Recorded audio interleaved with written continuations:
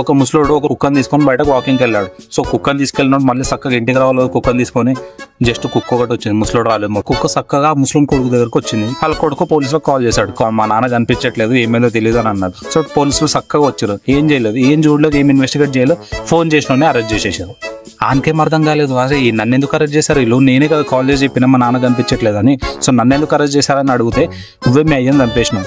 అరే నేనెందుకు చంపుతా సార్, నాకేం అవసరం అని అంటే, సరే నువ్వు మీ నాన్న చంపలేదు అంటున్నావు కదా, అయితే ఈ కుక్క మీ ఇంట్లోనే ఉంటుంది కదా, ఈ కుక్కను కూర్చోమని చెప్పు, కూర్చుంటుందేమో చూద్దాం, సో మీ ఇంట్లో మీ అందరికి మంచి బాగుండున్నట్టే మేము కూడా ఒప్పుకుంటామని అంటాడు.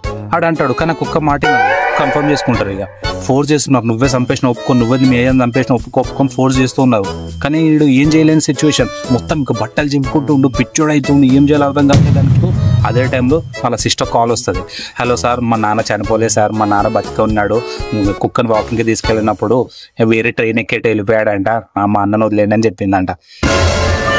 ఏం పిచ్చి, అప్పుడు ఏంటి పిచ్చి లేచి ఆ గవర్నమెంట్ సిస్టమ్ మీదనే మొత్తం కేసు వేసాడు. $1 million వానికి పెనాల్టీ కింద ఇచ్చింది.